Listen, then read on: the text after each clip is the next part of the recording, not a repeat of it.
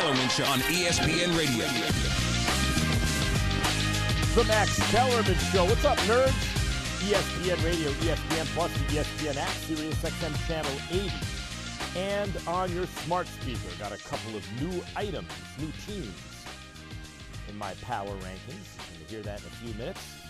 Power rankings. Raj, I remember when I invented power rankings, walking down Broadway one day, I thought, what? Remember when I called you? I was very excited. I texted you. I said, hey, no, it was before text messaging, I think.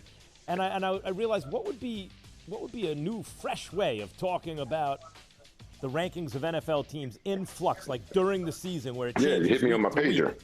Remember, and I said, that's right. That's right. I paged you. That's right. 911. And you got back to me right away. And I said, I was thinking about it, and I think we should call it power rankings because that, it sexes it up a little bit.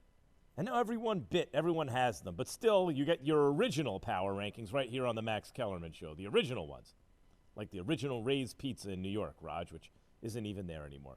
Anyway, 888-SAY-ESPN, 729-3776. The Max Kellerman Show is presented by Progressive Insurance. All guests join me on the Shell Pennzoil Performance Line. LeBron James agreed to a 2-year, $85 million contract extension with the Los Angeles Lakers. Agent Rich Paul of Clutch Sports told ESPN's Dave McMenamin. Going to talk about that a little bit later.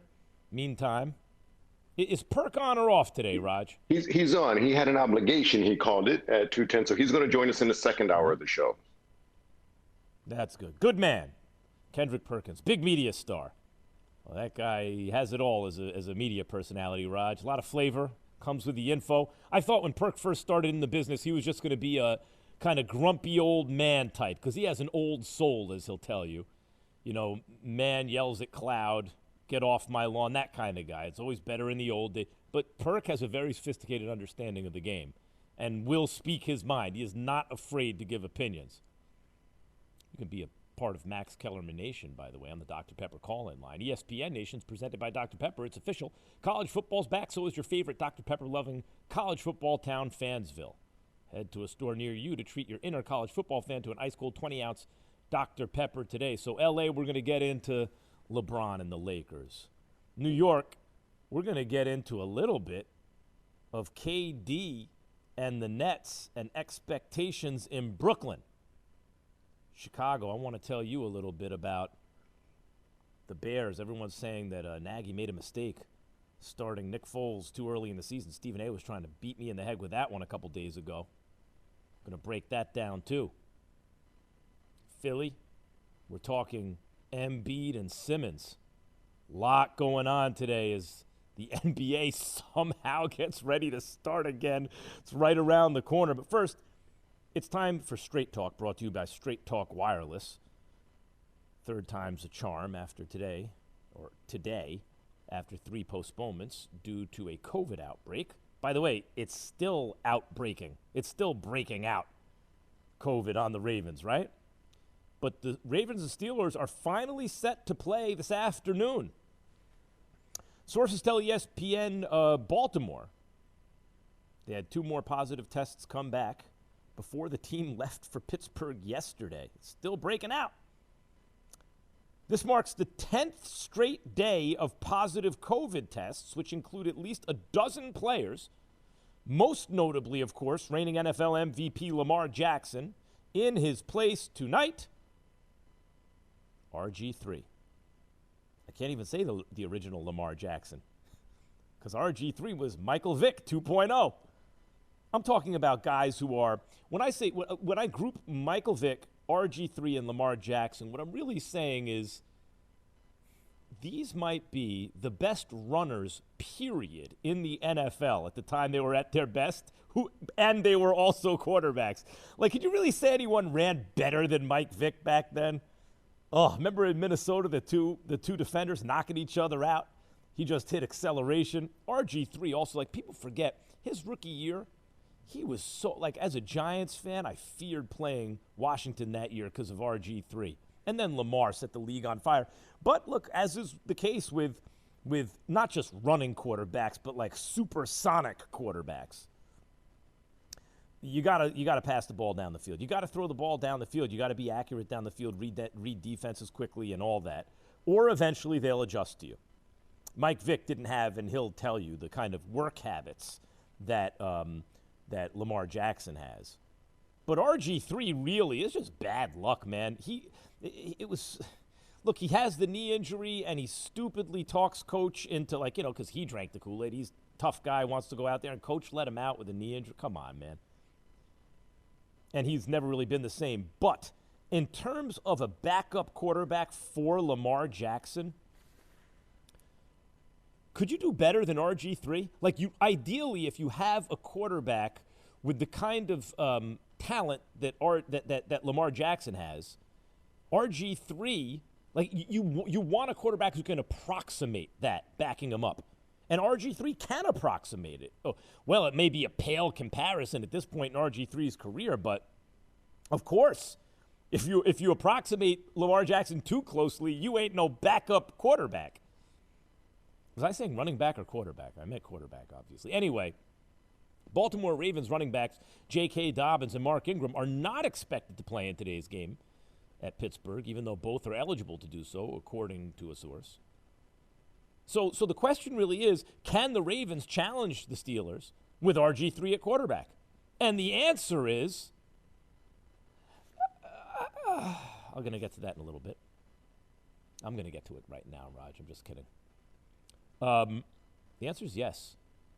The Ravens can challenge the Steelers. The Ravens can beat the Steelers without Dobbins, without Ingram, and without Lamar Jackson. You know how I know? They beat them last game of last season without their entire team.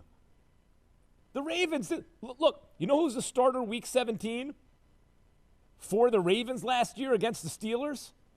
RG3. It was the last game he started. And they won. They didn't win by a field goal. They won 28-10. Now, look, Roethlisberger didn't play that game, so I get it.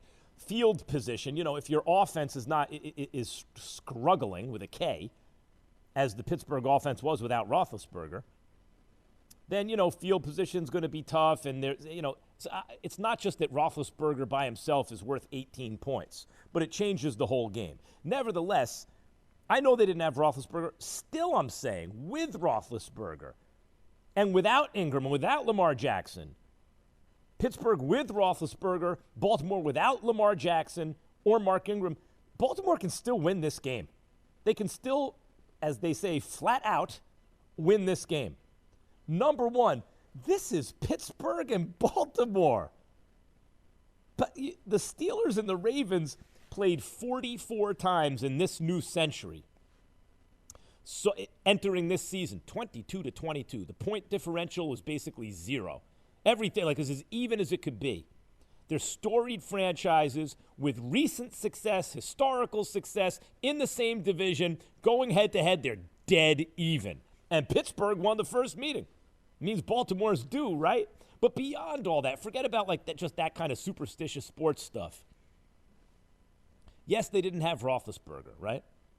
Or is it no, they didn't have Roethlisberger? That's always unclear to me. You know what I'm saying? Anyway, the point is they didn't have Roethlisberger, but they had the rest of the team. I mean, the Pittsburgh defense has gotten even better since then, but they had a very good defense last year. And other than Roethlisberger, they had their starters last year.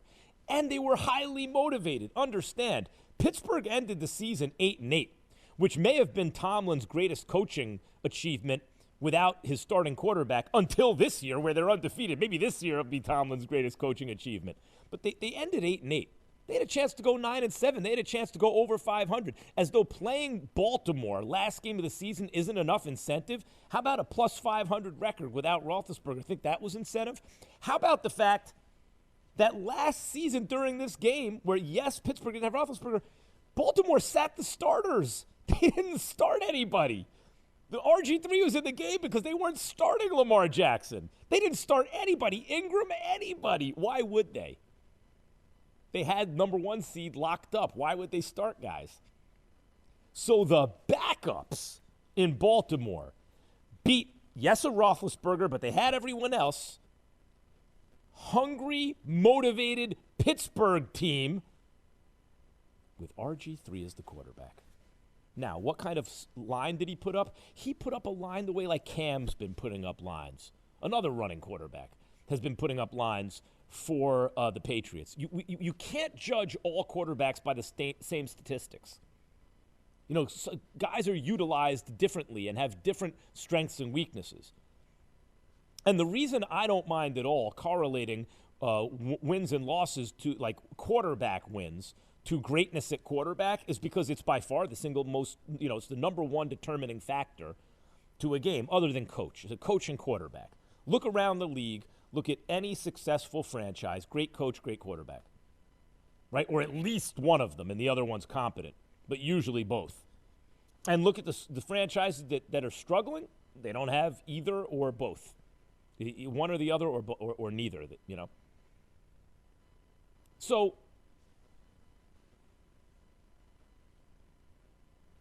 when you look at last season or the last time rather that these two teams played, and you examine Lamar's stat line, think more like Cam this year with Belichick, who's one game under 500, but again, 2 plays away from being 7-4. RG3 threw the ball 21 times. He completed 11 of the passes, so it's a tick over 50%. One pass over 50% or something like that. Anyway, he threw for under 100 yards. It was 96 yards. And he ran for another 50. But understand, that was enough to win by 18. That's enough to win by 18 points against a motivated rival. With your backups, don't tell me RG3 can't win this game today. Yes, he can. He can. This would be a big win for the Steelers. Now, I'm not going to pick them, but I'm not going to pick them mainly because I think the Steelers have a huge chip on their shoulder right now. The Titans game got postponed. They lost their bye week. The Ravens game got postponed. They lost their mini bye. It got postponed again and again. It's not simply a matter of, well, now they've had extra rest. You got to practice. You got to get ready for the game. They don't know what they're going to do, and they got to be thinking, timeout. We're 10-0. We're undefeated. It's week 13 already, and we don't have respect? And no one's picking us to win the AFC because of Kansas City? And these dudes beat us last year with their backups. This is going to be a good game. I will be very surprised if it's a blowout. I think it's going to be a tight game. And that was Straight Talk Wireless. No contract, no bias. I really like football. Just facts. Don't get it crooked here, what I'm saying. Max's NFL Power Rankings. All right. We got a little NFL music. And we also had help from a friend from way back in the day. Where are we starting? 5.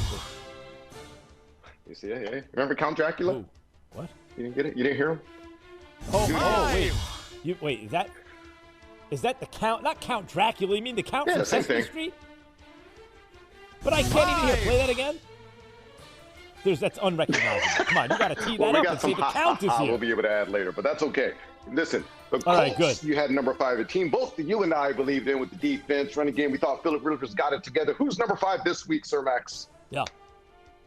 Well, I thought they were going to beat the Titans because they were at home also, but the Titans went to Indianapolis and won. The Titans replaced the Colts at 5. And they're similar teams. They're well-balanced.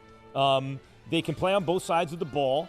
And while no one is picking them to win the whole thing, it would be that less shocking things have happened than a team like the Titans or the Colts this season winning the Super Bowl. They are capable of it. I think that Mahomes changes the equation for everyone. But otherwise, the Titans are a real contender. Not saying he'll be your winner of the MVP, but is Derrick Henry in a conversation? Okay. No, he's not. And by the way, Raj, here's the thing. Not only is he not really a pass catcher, but remember what Casey Joyner, the football scientist, has told us time and again on this show. Run blocking, right? I tell this story. Bill Polian, who put together a great Bills dynasty, even though they didn't win the Super Bowl, they're there all the time. And then later on an Indianapolis Colts dynasty, right, with Peyton Manning. Bill Polian once told me, we were kind of arguing it, and like he's forgotten more football than I'll ever know. But he said running back makes the line. I'm like, come on. Bill, like a line makes the line. He goes, no, running back makes the line. But what K.C. Joyner, who's actually studied this, every team, every line, going back decades, is run blocking makes the running back. And the premium running backs, the real value they give you is they're as good on, snap one or carry 300 as on carry one, so it frees up a roster spot. That's not enough to give Derrick Henry. All right, fair enough. A team we had last week. Which one is this one, Jake? 4. I love the way he rolls his tongue. Anyway, we had the Rams at number 4 last week. We thought they was ready, man, but they went to San Fran and laid an egg. So who's number 4 now? Yeah. San Fran can play defense. But the Seahawks, based on their win against the Eagles, I know the lowly Philadelphia Eagles, but the Eagles played a very good defensive game. They really did. Like, you have to give credit to a team where you see it. They played their guts out on defense. And so, and Seattle still won. Seattle, I have thought since preseason, when they made the trade for Jamal Adams, I picked them to come out of the NFC. But given how bad the defense has been, and given the moves that the Saints made, the move they made at the deadline, they both made moves at the deadline. I like the Saints move a little bit more. But at any rate, I like the Saints out of the NFC now, but I still like Seattle in the NFC West, and they're 4th in the power. That means we are at 3. See, it's going to grow on you. Who was 3 last 3, week? you had the Saints last week. Now, Denver didn't have their quarterbacks, but they did have a starting defense, and Taysom Hill got it done again. Who you got now? Well, big change this week, Raj. Oh. No, I'm just kidding. Saints at 3. Listen, here's the thing. Here's the thing about Taysom Hill. He can read defenses, and he can throw it well enough. He can do those 2 things well enough. You know what else he can do well enough to, like, start or to play a position? If you could split him out wide, you could play him in the slot. He can run and he can catch, right? Like, you can put him anywhere. You can run it out of the backfield. You can catch it out of the backfield. So if he is on the field now with Drew Brees, when Brees gets back, that's a real problem. That's like a different kind of wildcat, because the second quarterback can not only legitimately play the position, not like a superstar, but like a real player. He can really read a defense and throw the ball. He can also run it, he can block, and he can catch it. So good luck. It's not like Taysom Hill's on the field. Now we know what New Orleans is going to do. No, you don't. You don't know what New Orleans is going to do. I like the Saints a whole lot. Okay, all right. And that brings us to yes, number 2. I don't know how many times this team has to keep going undefeated when every single game, the disrespect you're showing this team, Max. Steelers were number 2 last week. Have they moved? Do we have a new number 1? It's not the Steelers' fault that they didn't get to play yet. They have been jobbed time and again. They've been disrespected, and everyone always overrates an overwhelming offense like the Chiefs when they're playing mediocrity, right? Because without a great opponent to show what they can do, without that kind of opponent, a team like the Steelers doesn't really show you all the facets of the game, right? But you see against the Titans, oh, look at that, special teams won the game. Or against the Ravens, the Steelers can beat a team like that. Their defense can, even if it bends, it's not going to break against a team making a furious comeback, really. And because of that, and also because Kansas City, like the Bucs scored on it, they started coming back. They failed to make adjustments. I'm ready ready for this, Raj? Number 2 is still the Steelers, because the fact of the matter is they ain't going to beat no Chiefs. Yeah. You see that offense? Unstoppable. Yeah, no. Steelers are still number 2. All right, well, that wraps it. Look, Patrick Mahomes and Andy Reid have Tyreek Hill and Travis Kelce and Clyde Edwards-Helaire and a little underrated defense. Chiefs are number 1. Oh, was it? All right, let me up. Hey, well, Jake wants to hear number 1 because it has a laugh. So let's hear number 1. Well, you know who they are, but you don't have to explain. Let's hear it. Kansas City Chiefs, number 1. Oh, I love count.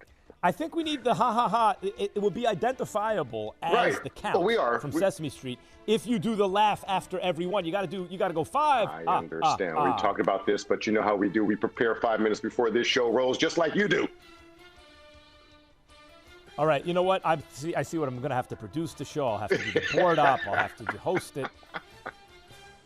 Max Kellerman Show is presented by Progressive Home Insurance. Get your quote at progressive.com today. This year's Lakers team is younger and more athletic, at least in the backcourt. So does LeBron think they'll miss the veteran presence from this past season? 2020 has changed the world of sports. Some teams are modifying their stadiums and arenas, while others are letting fans buy virtual seats in the stands. These changes have created demand for unexpected roles, from plexiglass screen installers to video platform support specialists. So whether you need to hire for new positions like these or more familiar positions, there's only one place to go, and that's ZipRecruiter. And right now, you can try it for free at ziprecruiter.com/max. ZipRecruiter's matching technology finds the right people for your job and actively invites them to apply. In fact, The Max Kellerman Show on ESPN Radio, ESPN Plus, the ESPN app, Sirius XM Channel 80, and on your smart speaker, no doubt, coming up later this hour. You can reach me at 888-SAY-ESPN, 888-729-3776. The Max Kellerman Show is presented by Progressive Insurance. All guests join me on the Shell Pennzoil Performance Line. Excuse me. That would be Performance Line. A little frog in my throat, Raj. Come here. Rabbit. Yeah. Anyway, NBA training camps are underway as all 30 teams prepare for the upcoming NBA season. LeBron James says that the younger Lakers can repeat as champs. Said it on an episode of Road Trippin'. In his first extended interview since the Lakers left the NBA's bubble after winning the 2020 finals, LeBron expressed confidence LA's offseason moves will put the Lakers in a position to repeat. He emphasized the importance of health and noted the Lakers got younger with some of their acquisitions. He also touched on other roster moves this preseason. His preseason workload, the league's plan to play during the ongoing pandemic, the bubble. He talked about social justice in a very wide-ranging interview. By the way, hey, Sherlock, LeBron, you think you might repeat this year, huh? I mean, they didn't get extended by any team in the playoffs, and they just added Montrezl Harrell and replaced Rondo, who was great in the playoffs, but during the regular season was not, with Dennis Schroeder, who's coming off his best season, both as a shooter and as a defender. Schroeder the shooter. At any rate, yeah, the Lakers. By the way, it'd be one thing if the Clippers said, "Oh wait, we're going to steal Rondo from the Lakers, and then we're going to add Ibaka and maybe another shooter, another 3-and-D guy, right? Like they acquired Danny Green and Rondo or something, and Ibaka, and then you look at the Clippers and you go, is that enough to overcome Paul George's hiccups in the playoffs? But they didn't do those things. Ibaka's a nice add, but they need someone to make that offense cohesive. No, and then you look around the league, Denver was really up and coming, but we saw that Jokic and Jamal Murray don't have anything for LeBron and AD. They need more. And is Portis going to ascend that much this year that he's going to make up the difference? I don't think so. And he's not a defender either. No, so Denver didn't really add to the team. And so Dallas I like a lot. Dallas I really do like a lot. They got rid of Seth Curry, who can shoot the lights out. They got Richardson in there instead, who's not a 3-and-D guy. I describe him as a D-and-3 guy, right? Yeah, he can hit a 3, but his gravity ain't what Seth Curry's is. And Seth, like his brother, can really shoot from distance. So, like way behind the arc. So, pardon. So, I like what the Mavericks did in certain respects.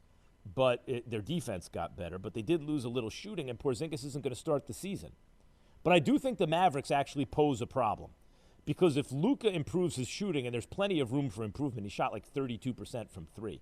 If he's a 35% three-point shooter, and he looks like he could be, right? Like when the ball comes out of his hand, you go, yeah, it looks pretty good.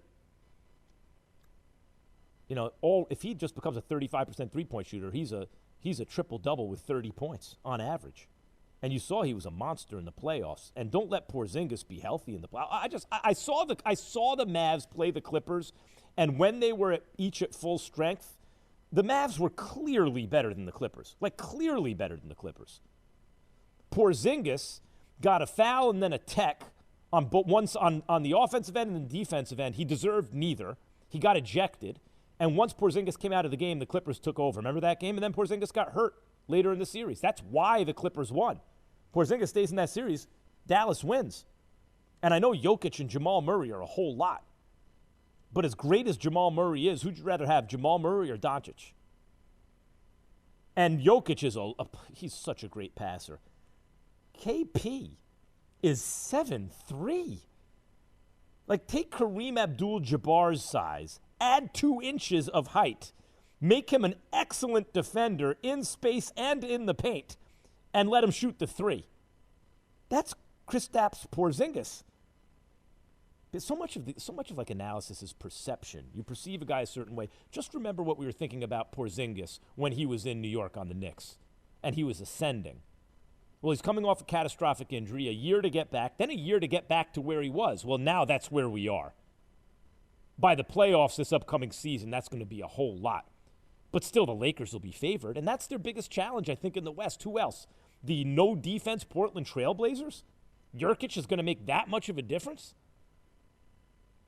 Who's gonna challenge him? Utah? No. No, of course the Lakers should be heavy favorites to repeat. And by the way, there's more pressure now than there was the first year. When LeBron first got to Miami, when he first got back to Cleveland, those teams didn't win championships. It took him a year to tweak things, and then he won a championship. But the first year he was with the Lakers with AD, it was the second year with the Lakers, but the first year with AD, they won. They should get better now. And they improved the roster on paper. Meantime, there's stuff going on in the East. See, I told Philadelphia I was going to get to you. Simmons and Embiid. I mean, Doc Rivers is coach, but Daryl Morey has surrounded those guys with shooters. Like, sometimes you get so enamored with, sometimes you focus so much on what a guy can't do that you overlook what he can do, right? Like in baseball, someone might, the third baseman can't charge the bunt. Yeah, but he hit 40 home runs and he has a great arm. Like, well, who cares? So that's one thing he can't do. Or a catcher can't block the plate, but he calls a great game and he gets on base.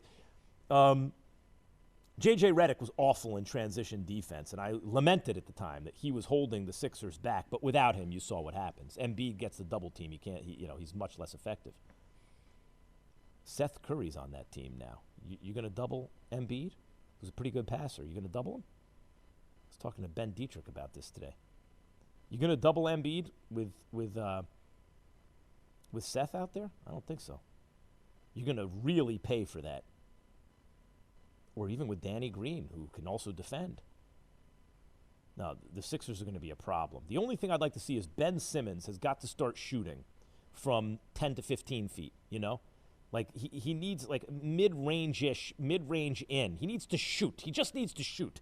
Like, the reason people shoot threes is because it's such a practiced shot by now that the percentage unguarded is, like, the same from 15 feet and 3. And if both are going to be contested, you might as well shoot the 3 and get the extra point. But if they're going to give you a 15-footer, a 12 to a 15-footer, take it. It's a really high percentage shot. You can be a very efficient scorer, like Kawhi takes mid-ranges, but imagine, like Ben Simmons, they don't defend him. 12 to 15 feet, take the shot. If he can even just do that, Sixers are going to be a problem. And the Bucks, if they got Bogdanovich, but that trade got undone, I might like them. Even then, they might need a little more. But Drew Holiday, boy, that's just what the doctor ordered. Drew Holiday, Chris Middleton, and Giannis, that's going to be a problem. East is stacked. And meantime, in New York, told you I was going to hit New York too. The Knicks haven't done anything stupid this year. That's great in this offseason, right? Because usually they do stupid things. And a stupid franchise starts at the top. Boy, is that a stupid franchise. Let me think about who's it. Oh, yeah, Jim Dolan owns it. I'm not going to make any ad hominem attacks, Raj. Because you're not allowed to say, like, oh, that person is stupid. That's mean. That's an ad hominem attack. It goes to character or whatever. But if a lot of stupid decisions are made and one person's making them, at a certain point. Anyway, let me just say, that the Knicks are irrelevant. They're meaningless. No one cares. The Brooklyn Nets, on the other hand, if KD is KD this year, if KD is KD, their third best player is LeVert. LeVert's good. If KD's KD and Kyrie doesn't break down team chemistry, Nets are going to be a problem. I told you Chicago also I was going to get into. I am a little bit later on. What's going on in Chicago? Did Nagy ruin the season with making that move to Nick Foles? A lot of people are saying he did. But I'm going to tell you, well, coming up, I'll get into it.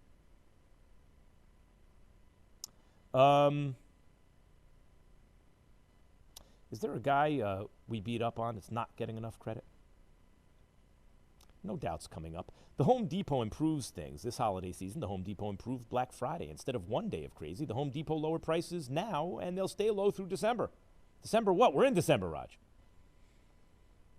From decorations to dishwashers, wreaths to ratchet sets. So sleep in.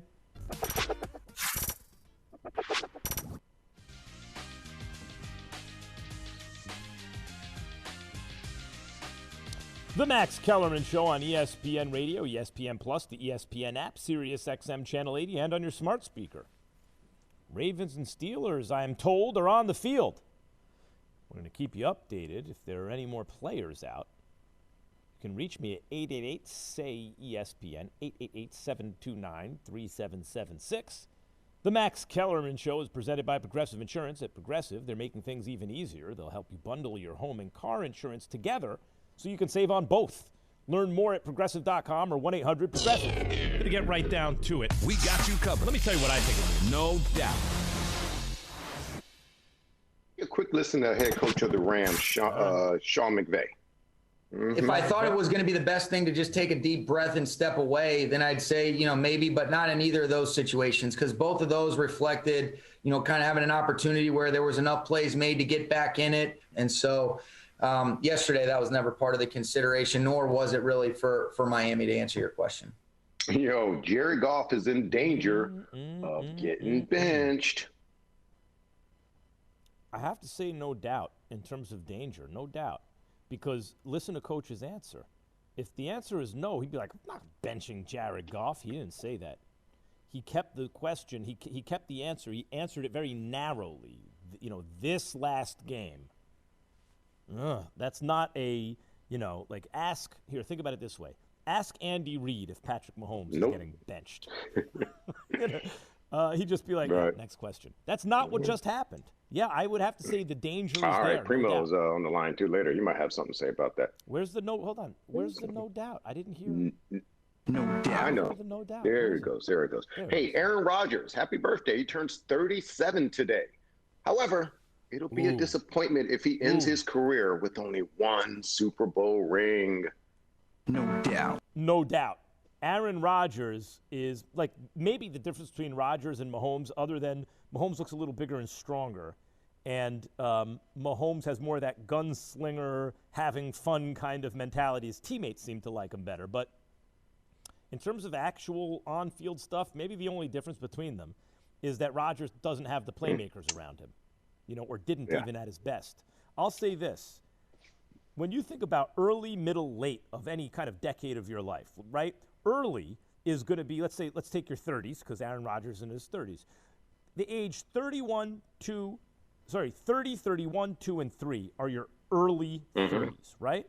34, 5, and 6 are your middle 30s, mid-30s. 37, 8, and 9 are your late 30s. You get one little extra early. You get 4 on the earlies because you turn that year, and it's like the round number. But Aaron Rodgers, there's something about turning 37. Like a 36-year-old quarterback, he's still kind of middle prime, late prime. When you hear 37, you go, that's getting old. I think 37 is the first year you say that's an old quarterback, and that's what Aaron Rodgers is now. You tease it. Someone we pick on deserves a little more credit than we're giving him. Hey, Baker Mayfield deserves credit for the Browns being 8-3. He deserves some of it. I mean, they really hide him a lot, Raj. Like, Baker, what they figured out about Baker, and Stefanski's figured this out, is ask him not to mess things up. Don't ask him to go out and win the game for you. And he seemed just to be just the opposite kind of quarterback when he came out of college. Like, he's the kind of guy who's going to go win it for you in a big moment. He's not that. But he is a competent NFL quarterback, given the right coach and a lot of weapons and a defense. It can be a winning quarterback. Not everyone can do that. He can. So, yes, he deserves credit in that way. But in terms of the way you mean it, nah, son. No, it's not like Baker Mayfield, 8-3, represents the kind of quarterback he is. I was a supporter of his for a long time. I will say he and Odell need to be on different teams. It's clear that they perform better separately than they do together. And since they, unless they can get something for Baker or they want to move on, they need to trade Odell out of Cleveland. Less than an hour away from kickoff. This is the Max Kellerman Show. Max Kellerman Show on ESPN Radio. Max Kellerman Show on ESPN Radio, ESPN Plus, the ESPN app, Sirius XM Channel 80, and on your smart speaker. Biggest threat to the Lakers? We'll talk to Big Perk about that in a few minutes. Kendrick Perkins here on the Max Kellerman Show. You can reach us at 888-SAY-ESPN. That's 729-3776. The Max Kellerman Show is presented by Progressive Insurance. All guests join me on the Shell Pennzoil Performance Line. Why couldn't I have a last name that I could pronounce? I can barely get Kellerman out of my mouth, especially fast. You ever try and say my last name fast? Kellerman. I can't say my own last name. What, I have brain damage? Yes, it's like you're skipping a syllable. I hear Kellerman. Yeah. But God, say Kellerman. It's difficult. Quickly. Kellerman. Right. You kind of R goes away, kind of. Kellerman. All right. It's like a nice little soccer team from north side of England or something. Plays in the lower league or something. No, Kellerman. The way you say it, Kellerman. Oh, Kellerman. Yeah. If I could say Keller, if it's Max Keller, easy. But Kellerman, I don't know. Anyway, Gus Edwards is going to start at running back for Baltimore. Justice Hill and Tyson Williams, one of 10 players promoted from the practice squad, or 2 of 10 players that would be. Justice Hill and Tyson Williams, will back up Edwards. Dobbins had just positioned himself to take over as Baltimore's lead back with Ingram out before testing positive. Ingram, a Pro Bowl back last year, has slowly been phased out of the offense. You know who I think got running backs really well, like depicted what they're up against and how they age? And it's really the only sport that's like this, where you can be a stud one year and the next year you're cut. It's not just like you have a diminished role. It's like, see you later. Playmakers. Remember that series on ESPN? It was a dramatic series on ESPN in 2000. That was early 2000s. Yeah. Yeah, like 2002, almost 20 years ago. It was really, really good, but it was a little too realistic a depiction of the league, and the NFL didn't like it. And obviously, we're business partners, right? ESPN, the NFL. And I understand that. Like, I understand wanting to be a good partner, but it's unfortunate in a way because, look, the NFL, you can't really argue with them in terms of the way they market their product. They're a juggernaut in entertainment business, right? In entertainment media. But in fact, the most powerful entertainment entity in the United States is, I think, fair to say, it is the NFL.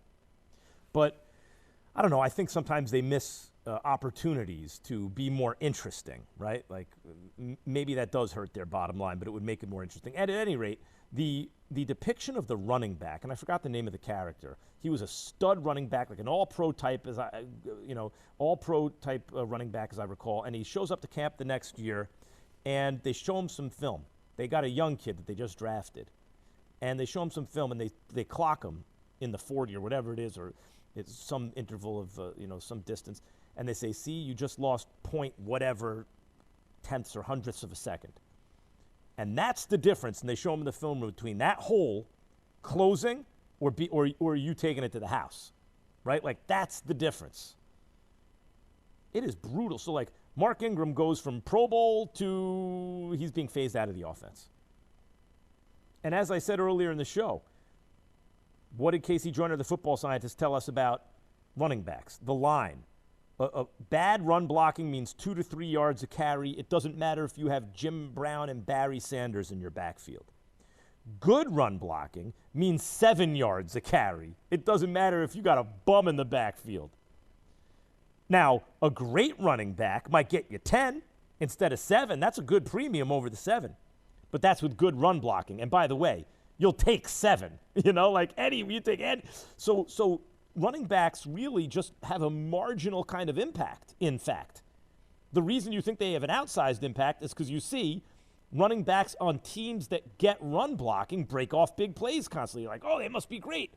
But if you replace that back with just an average or even a below average back, you'd still think the back was very good. Not as great, but very good. You'd be happy with the returns you were getting. So Ingram, and then on top of that, as I said, I referenced the playmakers thing, that, if you lose a little quarter step, that could be the difference, between being really good and not so good. Or at least, even if it's not that, I thought you said you get 7 yards no matter what with good run blocking. Right, but why pay a veteran when you can get a little more premium, a little more speed for a lot less money with a young player?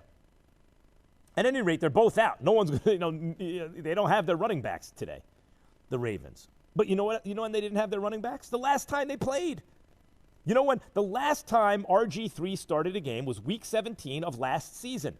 Pittsburgh was 8-7. They had a chance to end a season without Ben Roethlisberger at 9-7. They're playing their arch rivals, and because the Ravens had locked up the number 1 seed, they sat everybody. No one played. No Ingram, no Lamar Jackson, no nothing. The Ravens beat the brakes off them, 28-10. This is a big-time rivalry. This is the best rivalry in football at the moment because it has everything. It has history, tradition. It has greatness in the past, in the present. It was competitive back in the day. They both won Super Bowls in this century. It's competitive today. They're storied franchises. They always play each other tough. And on top of that, entering this season in this century, they've played 44 times, 22-22. Virtually no point differential. Like all the numbers are the same. It's totally evenly matched. Ryan Clark has told me that the best time to play the Ravens or Steelers, and he obviously played in that rivalry. He was a Super Bowl winner with the Steelers, defensive back. Best time to play either team is the week after they play each other, because there's an emotional letdown, because they got bumps and bruises in a different kind of way. Not dirty games, but hard-hitting games. It's a really, really great matchup, even though the Ravens come in compromised. They have no positive tests Wednesday, a source, the Ravens. That would be today. A source told ESPN's, our very own Adam Schefter, just hours before kickoff with the Steelers. So that was it. This is the first day, and out of 10 straight days, this is day 11. The previous 10 straight days, at least one Baltimore Raven tested positive for the coronavirus. At least 14 Baltimore players have tested positive during that time, including 7 Pro Bowl players. We got Perk on the line yet? All right, Perk's coming up. I want to ask him who wins the title this year. Let me give it away. Lakers. Who wins the MVP is a good question, though. Is it going to be LeBron again at his age? Every year LeBron does this, he's resetting the record. And eventually he won't be able to do it. What percentage of KD is going to be here this year? I think if he's 80%, that's a win. But if it's 80%, that's more like Paul George than KD. Kendrick Perkins now on the Shell Pennzoil Performance line. What's up, Big Perk? What's up, Max? Hey, Max, say it ain't so. Did you give up on your boy Kawhi Leonard today? Did I see that? Long time ago, Perk. Wow. Long time ago. You got to catch up. No, here it is. Kawhi's great. Kawhi is almost always clutch. Wasn't this last season in a Game 7 when they needed him, but almost always clutch. My problem is this, Perk. They needed a floor general to organize the offense. They did not get Rondo. They did not get CP3. They did not get Drew Holiday. I like to pick up a Serge Ibaka, but that's not enough. So they, if your crime partner goes away under pressure, which Paul George does, how are you supposed to beat LeBron and AD on a team that got better? Who wins? You tell me, who wins the title this year? Who wins MVP? Oh, you don't have to ask me. I already know who's going to win it. You could call it a repeat.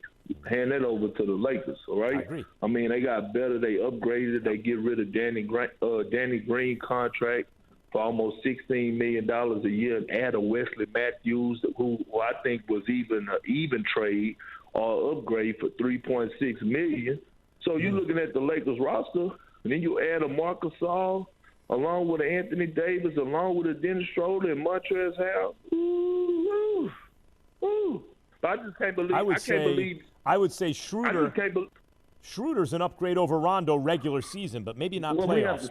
We have to see it because look, everyone that I've noticed that plays alongside LeBron James is capable of elevating their game in the playoffs. KCP did that this year, so I'm looking at a guy like Dennis Schroeder who already have the tenacity, who already have that edge, who already have that swag about themselves, who don't lack confidence at all. And you put him alongside LeBron James and Anthony Davis, it's going to be dangerous, along with Montrezl Harrell. But, Max, look, you gave up on Kawhi like you gave up on your Knicks. I mean, that was a quick turnaround. Yep. 2 years, a 2-year run. And all no, listen, when you say gave up on Kawhi, he's the second best player. I put him ahead of LeBron for the following reasons. I never said he was as good as LeBron in his prime. But the last time we saw LeBron, he was coming back off an injury. So given LeBron's age, given the fact that Kawhi had just won Finals MVP, and given the fact that LeBron at times at the end of games, at least earlier in his career, looked a little hesitant because he's not a great free throw shooter. Whereas Kawhi, to me, always looked like he had ice water in his veins. Never cared about how big or small the moment was. Same dude, a killer.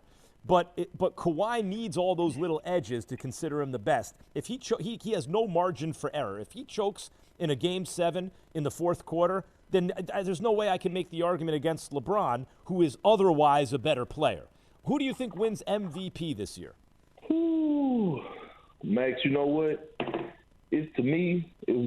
haven't decided all the way, but it's either Anthony Davis and Luka Doncic. Yeah. Yep, it's good couple of picks. You know who else might have a big season if he can stay healthy? Embiid, because Simmons he's a scorer, but only around the basket. And they got shooters everywhere. They're not going to be able to double Embiid this year. You know, Seth Curry and Danny Green are going to – it's not Josh Richardson. It's going to be really hard to double Embiid. No, I agree. And look, a lot of people have their criticism about Doc Rivers and, you know, how he ended with the Clippers. And I get that, right? I get it. Although I didn't think he deserved to get fired, but whatever. All right, he's in Philly. One thing you cannot take away from Doc Rivers is offensively, he knows how to put guys in position to be successful. You want me to give you an example? Take Kendrick Perkins, for example. Mm-hmm. Under Doc Rivers, I averaged my career high, 11 points a game. Hey, man, 10.8 points a game. Under Doc Rivers, shot 58% from the field. Why? What did he do for you? He put me in position, Max, where I was able to duck in certain areas.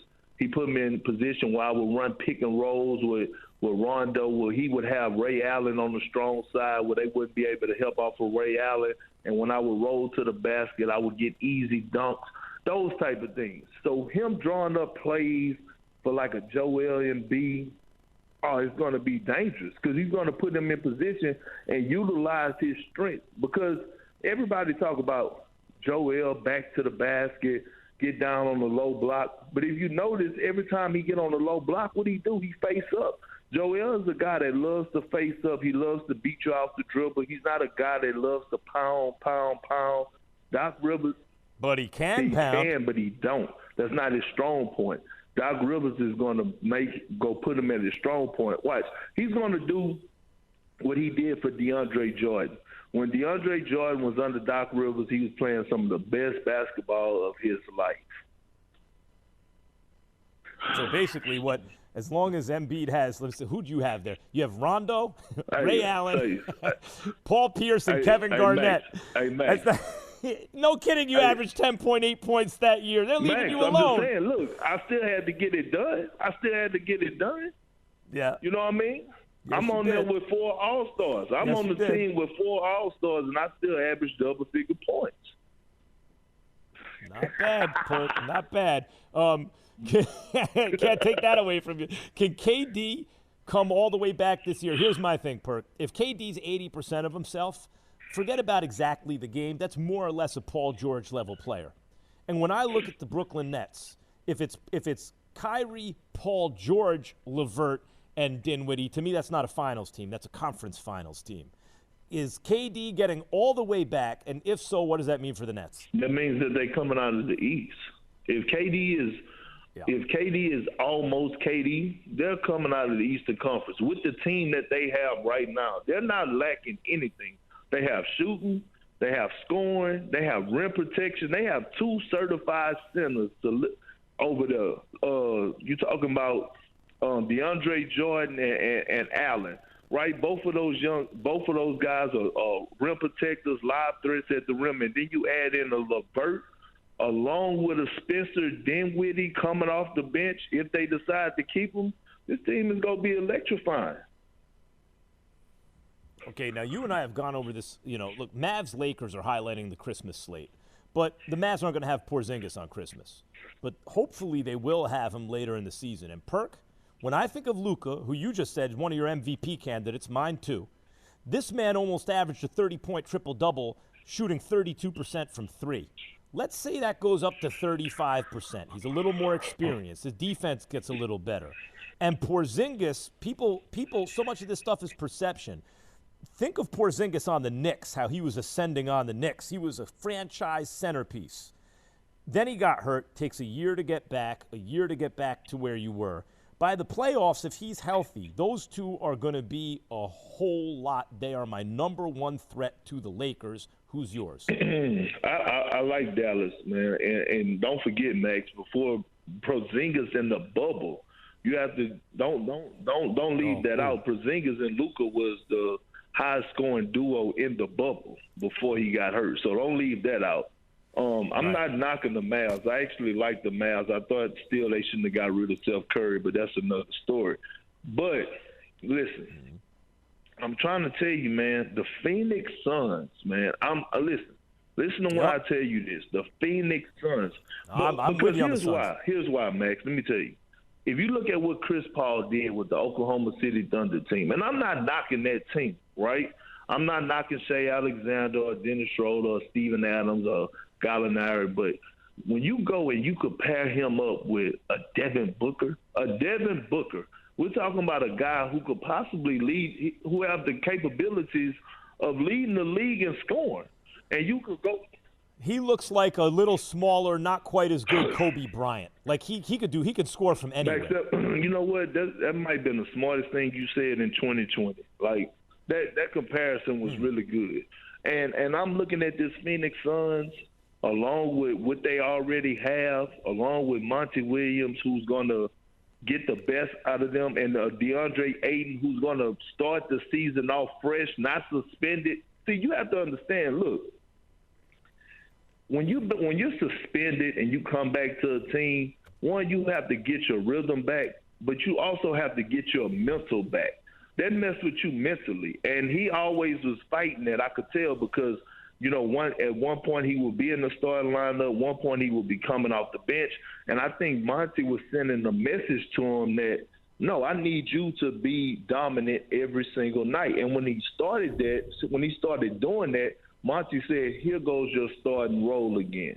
Now, don't slack up. So he held them accountable. But you have DeAndre Ayton, who's fresh with a veteran leader like Chris Paul, and a Devin Booker and Cam Johnson, all these pieces they have around them.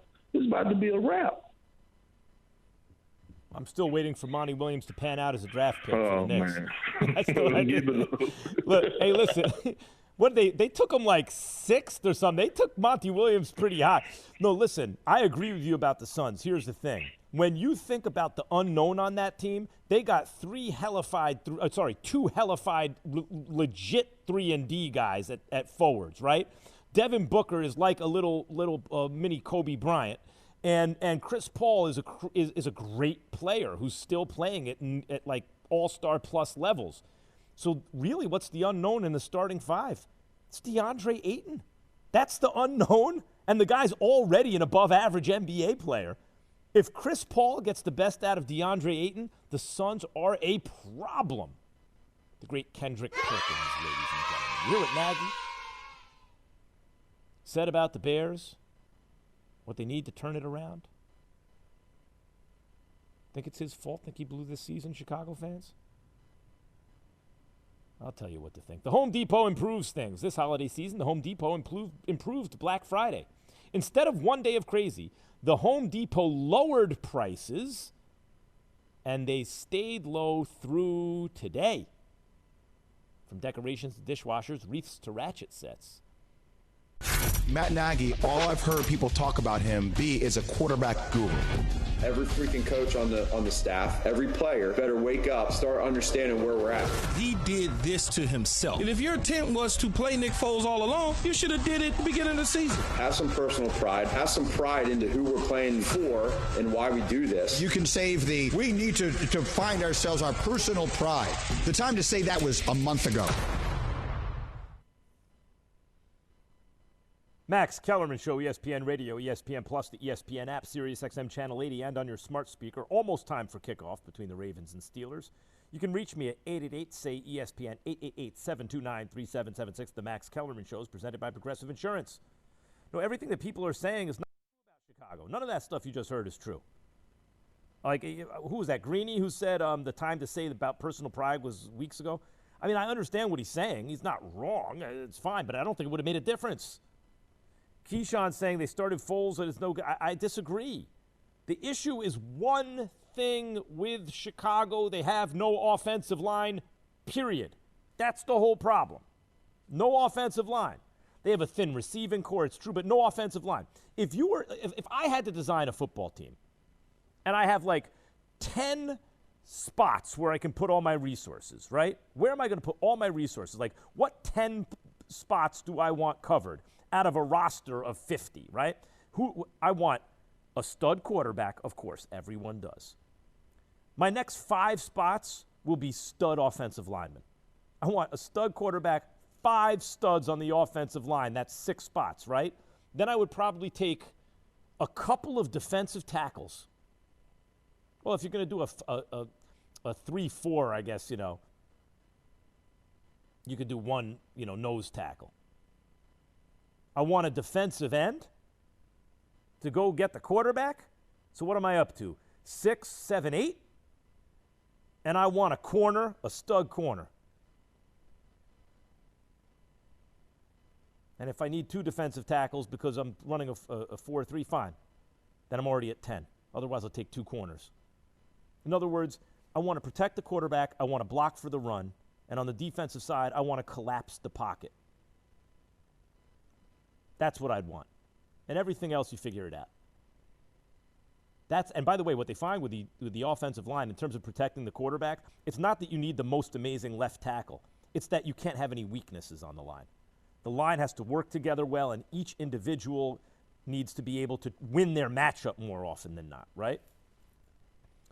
And because it protects the quarterback, which gives him more time to throw, which makes the other secondary worse, which makes your wideouts better. It blocks for the run. And what I say about Casey Joyner thing, run blocking, an average running back will get 7 yards a carry. 7.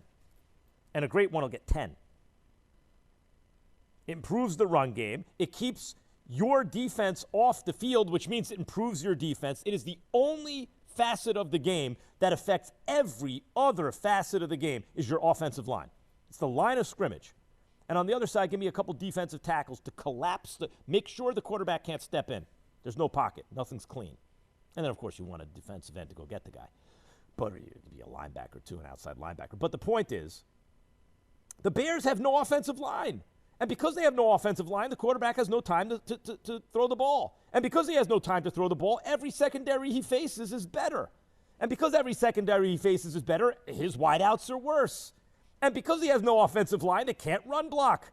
And because they can't run block, doesn't matter who you have out of the backfield, they're not going to get any yards. And because of that, the defense is going to be exhausted because they're always on the field. You can't get them off the field. Or keep them off the field. It's the offensive line. It's not any of this other stuff. They're garbage. And by the way, even like going to Nick Foles early, look at the Bears' schedule early. I got to get this up in front of me. Just take a look at the Bears' schedule. You really want to know what happened? It's the schedule. They had soft games early that Trubisky was winning. Here it is. Remember when they were doing so great? Mina Kimes has brought this up on NFL Live. I recommend the show highly. Mina Kimes and Dan Orlovsky and Marcus Spears. And Ryan Clark's on that show a bunch. But they beat Detroit week 1. Big deal, Trubisky. They beat the Giants week 2 before the Giants were really playing well, by their standards. Big deal. They beat the Falcons, but remember, Foles had to come into that game to beat the Falcons, and these were close games. 4 points over the Bears, 6 over the Giants, low-scoring game, 17-13. 4 points over the Falcons. Foles finished that game. Then they lose to the Colts. Yeah, because you know why? It's the first good team they played. They lost 19-11. Then they beat the Bucs 2019. Beat the Bucs. Foles put him in position to kick a field goal. Remember the Brady forgot the number of he forgot. He thought he was on 4th down when the game was over. Then they beat the Panthers. Then they played the Rams. It's a terrible matchup for the Bears. If you don't have an offensive line, what I say, you want an offensive line, and on the other side, give me a great defensive tackles. Who do the Rams have? Forget about anyone who can get pressure on the outside. Forget about any corner who can do work. Who do the Rams have? Aaron Donald is coming, and you don't have an offensive line. Good luck. They got crushed 24-10. Then they barely lost to the Saints by a field goal, 26-23. But the Saints are really good. So they have one quality win against the Bucs, and otherwise they lost to the Colts, the Rams, and the Saints. It doesn't matter if Trubisky or Foles was playing those games. They were going to lose them. The only difference is because you had Foles against the Bucs, you beat the Bucs. If you had had a Trubisky, you'd have lost. Then they lose to the Titans. And by the way, and then against the Vikings, Foles gets hurt. Then they lose to the Packers. You think, had they done it reverse, because Stephen A. was saying, he made a good point. You know, do it reverse. Save Foles till the end of the year. Then you bring him in, limiting him, because he's not mobile behind a bad offensive line, limiting his exposure to injury. So let's say Foles would have played the Packers. Well, they lose to the Packers. 41-25. You think Foles is going to be the difference in that game? There's nothing Nagy could have done without an O-line, period. And so Bears fans, I know Chicago's such a crazy football town, and you've been waiting since 85. And I know you haven't had a great quarterback this whole time. But you got to get the line straight. If you had a good offensive line, Foles would have looked really good this year. If you would have put Nick Foles on Tampa Bay, do you think they're worse than 7-5? They have Tom Brady. You think they're worse than 7-5? I don't. I think they have the exact same record as with Tom Brady. Exact same. And if you put Tom Brady in Chicago behind that line, you think they're any better? If they are marginally better. But actually, Brady's career could be over if he was behind that line. Max Kellerman Show, brought to you by Shell Pennzoil. Synthetic motor oils are made from natural gas, gives you unbeatable engine protection. The proof is in the Pennzoil, based on Sequence 4A wear test using SAE 5W30. 888-SAY-ESPN, 729-3776. Last Take, Your Take is next. This past season, technology took sports viewership to the next level. The NBA featured digital fans in the stands to watch games virtually and pump the players up. This is an example. But when it comes to hiring, there's one solution that has been advancing its technology for years, ZipRecruiter. And now you can try it for free at ZipRecruiter.com/max. The /max is very important because the more they see that my loyal audience goes to ZipRecruiter, the more it puts me in a position to get rich beyond your wildest imagination. ZipRecruiter's technology identifies people with the right experience and invites them to apply to your job. No wonder 4 out of 5 employers who post on ZipRecruiter get a quality candidate within the very first day. And right now, you can try ZipRecruiter for free at ZipRecruiter.com/max. That's ZipRecruiter.com/MAX. 888-SAY-ESPN. Last Take is next. Today on ESPN Daily. The world lost